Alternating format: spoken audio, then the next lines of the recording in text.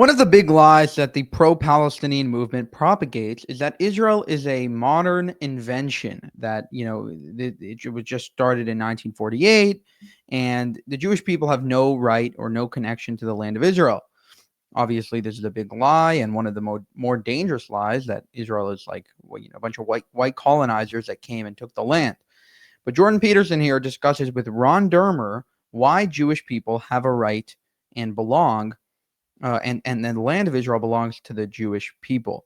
Check out this clip. I've always thought that the Palestine-Israel conflict was just a bit too convenient for many major players in the region, partly because it could be used as a scapegoat, and partly because support for the Palestinians caused a certain amount of intractable and continual trouble that did, this is the moral hazard argument, that did detract people from other sources of unrest and instability and corruption. Obviously, the Palestinians are backed by external players who are, I think it's obvious, who are capitalizing on that conflict for their own purposes. And so, in whose interest do you think it is primarily in the Middle East to foster and facilitate a continuing non-peaceful standoff between the Palestinians and the Israelis? So the first is the Palestinians themselves, because they've been dining out on this conflict now since Oslo, really for 30 years, and becoming the wards of the international community. I'd say the Middle East is incredibly complicated. The Israeli-Palestinian conflict, much less so, in my view. The reason why you have a conflict today is the same reason why you had a conflict for the last century, which is the refusal of the Palestinians to recognize the legitimacy of a nation state of the Jewish people in any boundary in our ancestral homeland. They refuse to do it. It's very simple and almost raw. In their minds, we stole their house. And that's how they see it. They don't understand that this is the territory, where the patriarchs of the Jewish people prayed, or where our prophets preached and our kings ruled. It's a complete denial of any historical connection between the Jews and the land of Israel. Their refusal to accept some sort of compromise. The fact that they haven't paid such a huge price for that refusal because they've been supported by various actors in the region for a long time.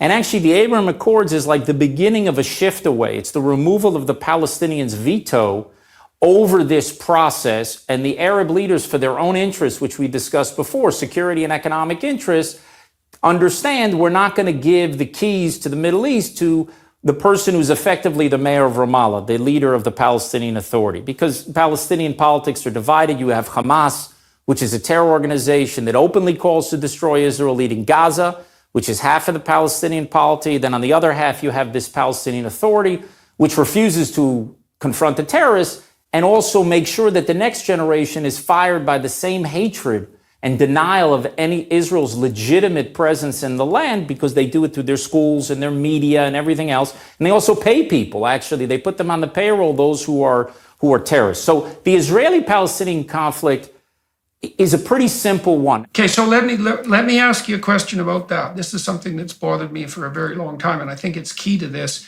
in some sense. So let me set up an analogy, and it's a dangerous analogy, and it may be inappropriate, but I'm going to use it anyways. And so Constantinople is now Istanbul, but historically it wasn't. And so you could say in some sense that the Christians have a claim on Constantinople, and it's not like people haven't made that claim. And so I'm not saying they have a claim or that they don't. What I am saying is that when you look at a given region, you can look at it through the lens of different temporal durations. And the ethical conclusion that you derive is in some sense dependent on the expanse of the temporal horizon that you're willing to consider. Now, the argument you made for the legitimacy of the state of Israel is it's an ancient claim. And then that begs the question, and I think this really it's an extraordinarily difficult question. How do you know which temporal horizon should be most appropriately applied to a given landscape, especially given that there are different claims and different temporal frames of reference that are applied to the same territory of land by other people? And I mean, the same thing is true, say, in North America, because the Europeans came in, and obviously there were people living here before the Europeans came in. And so it's an endless conflict in Canada, let's say, and the US about to what degree the people who inhabited the territory originally have a valid moral claim on the territory. And it's not like that's been resolved. I don't think we know how to resolve it. And then with the Jews, you seem to have this additional insistence by the world that they solve it better than anyone else.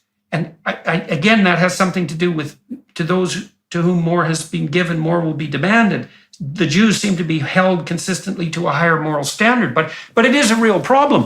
Why do you think the Palestinians should, both ethically and practically, accept the claim of the Israel state and to exist and the Jews to inhabit it? Because that really is the central issue. The thing with your analogy, in the issue of sort of the New World, were the Indians who came back. In the case of Constantinople, you'd have the Christians who would come back, and they would have had to have lived there continuously and then established a state, and then the Muslim power says, no, you have no right to be here. Like, no one would question if the Native Americans somehow, and this is not the case with most peoples were lost to history when they lost their land. Now, the Jews lived continuously, a small Jewish community lived continuously for over 3,000 years in the land of Israel, but Jews were dispersed all over the world, and they came back. No one has ever dealt with that, where people coming back. But when you're talking about legitimacy, there's a historical legitimacy here where we are in our ancestral homeland that doesn't exist anywhere else. It's not displacing the natives. The Jews were the ones who were displaced, not just by the Romans, but also by the Arab conquest, where a lot of Jews were. People just don't know history. I mean, most people's sense of history, as you know, goes back to breakfast. So why should anybody care about what happened? But if those historical claims don't work for you, well, you could take the legal claim. And the legal claim was that there was an Ottoman Empire here. The Ottoman Empire collapsed. The British were given a mandate to control this territory, specifically by the League of Nations, in order to enable the settlement of the Jews, who in the 19th century, the late 19th century, the Spring of Nations, were considered a people. You know, there are people who don't consider the Jews a people, but we have a 4,000-year history, and peoples have rights of self-determination. And so the British were given a mandate by then the League of Nations, which folded into the United Nations, to actually affect the settlement of that territory, to enable the Jews to establish this homeland there. That's the legal case is rock solid. The historical case is rock solid. And to me, the moral case is rock solid. Because we're a people that the entire world turned their backs on the Jews anytime we were oppressed. I mean, Jews would have a right to a state anywhere. But to say that the Jews don't have a right to a state in their ancestral homeland, that seems to me lunacy. Now, there are people who say no people have a right to a state. So those people who deny Israel's right to exist, that they should be no nation states, well, I wouldn't call them being I wouldn't say they're anti-Semitic. One of the measures of anti-Semitism is, are you treating Jews to a different standard than you're treating other people? So if you believe any people have a right to a state, that there is such a thing as a people, and what makes a people, it can be language, it can be a common culture, it can be a common history, right? The one thing that the Jews were missing historically is they didn't have the same land, but all the elements of peoplehood they had. So if you're going to look around the world, and you're going to say peoples deserve states.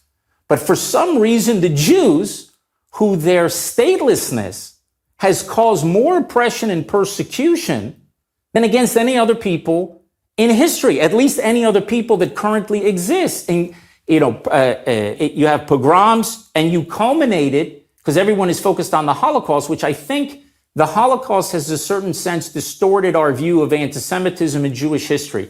Because it is such a blinding event that happened. 18 million Jews, 6 million are wiped out. It's a third of the Jewish people, the equivalent of 100 million Americans, or over 10 million Canadians. Huge numbers of people. And I used to, when I was ambassador to the United States, to explain what the Holocaust did to the Jews, I would tell Americans, if you can't wrap your mind around 100 million people, imagine a 9/11 every day for a century. That's what the Holocaust did to the Jewish people. So it is such a seismic event that people don't recognize all the anti-Semitism that came before it, all the centuries of anti-Semitism that came before. People who killed 200,000 Jews, 400,000 Jews.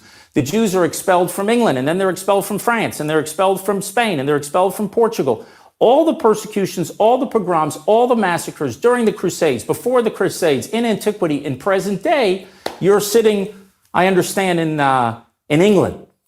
Well, they just discovered up in Norwich a well. I don't know if you had a chance to read that story, where they have a bunch of skeletons that they found at the bottom of a well. And they dated those skeletons to the 12th century, to the end of the 12th century, when there was a pogrom against the local Jewish community. So anti-Semitism has existed century after century to century, and it's a big subject that we could maybe tackle in the future. But for me, the bottom line is to make a case where the Jewish people are not by right entitled to a state is absurd. And the fact that somebody would deny it in our own homeland is the height of absurdity. Let me ask you one more question on the Palestinian front then. So you've made a case, I would say, globally and abstractly, and this is not a criticism of the case precisely, that nationhood, it's reasonable to associate nationhood with the necessity of a state. And then you made a case that the Jews have a legal right to the land they occupy as a consequence of what occurred after World War I, a strong legal case. And so then I would say, let's particularize that for a minute. And perhaps if I was arguing the Palestinian case, I would say, yes, but it wasn't reasonable for the world to purchase what was just and appropriate to deliver to the Jews at disproportionate cost to the Palestinians. Yeah, but Jordan, the world didn't do that. The Jews did that. The Jews came and immigrated in larger numbers. There was a trickle of immigration of the Jews over the centuries to be in the land of Israel, in the Holy Land. But in the late 19th century, with the birth of modern Zionism, and actually Christian Zionism came about 3 or 4 decades even before that, and maybe even further than that in the late 18th century and the 19th century, the Jews came back, settled the lands, drained the swamps, purchased it, a lot of times from Arab landowners who weren't even present, who would sell it, and the Ottoman Empire collapses. So now the question is, who does this land that you have legal deed to, who does it belong to? And instead of actually having a Palestinian national movement, and this is really their great tragedy, they didn't have a Palestinian national movement 100 years ago, and they don't have it today, who says, look, guys, you have a right to be here, but we have a right to be here. You know, if that's the case, you're in a negotiation. When somebody says you stole our house, even if you give 99.9% back, there's no justice to your claim. When another side says it's 1% yours by right, not just by might, but by right, and it's 99% ours, you're actually in a negotiation. And the reason why, you have to ask yourself, why did the Palestinians deny history? So Arafat went to Clinton at Camp David. Yasser Arafat, the leader of the Palestinians at the time, 20 years ago, goes to Camp David and tells Clinton there was never a temple on the Temple Mount. Like, why does he say that? And why do they deny any Jewish connection to Jerusalem? It's like you hear the current Palestinian leader, Abu Mazen, says the Jews are trying to Judeify Jerusalem. You know, that's like saying the Chinese are trying to Sinify Beijing, or the Russians Russifying Moscow. I mean, it's ridiculous. But why do they do that? Because the entire scaffolding of their rejectionism collapses if we have a legitimate claim to that territory. They don't have to deny their claim, but they can't make themselves take that one step, which is by far, that would be a very small step for a leader, but a giant leap towards peace. The second they say that we, the Jews, have a right to be in the land of the patriarchs, the prophets, and the kings, then we're in a negotiation. Then we have to work out a settlement. But they refuse to cross the Rubicon. He is 100% correct. And, you know, this is prior to October 7th. So I'm not going to, theorize his views today. But I think any Jewish person, any Israeli is like, yeah, you effed around one too many times. Now you don't get anything. Sorry. You had a state, or a statelet, so to speak, in Gaza. We gave it to you. Pulled out in 2005. You took it and you turned it into a terror hotbed and used it to attack us.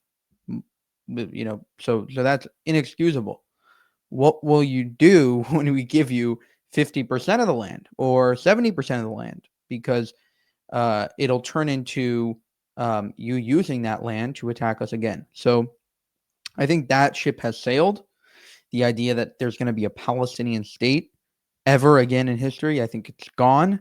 The two-state solution is pretty much dead, both in the West as well as obviously in Israeli and Arab society. Arabs want to destroy the Jewish state, and the Jewish people are proving hard to, take out. So it'll be the expansion of the Abraham Accords, and eventually, I think that the Palestinians will either leave or, just, I guess, maybe just fight for all time. For more, subscribe to our channel. If you want to help us make more of these videos and support us, you can go to buymeacoffee.com/JewishUncensored. Another way to support us is to go to our channel memberships page and join there as well. Thank you for watching, and have a good one.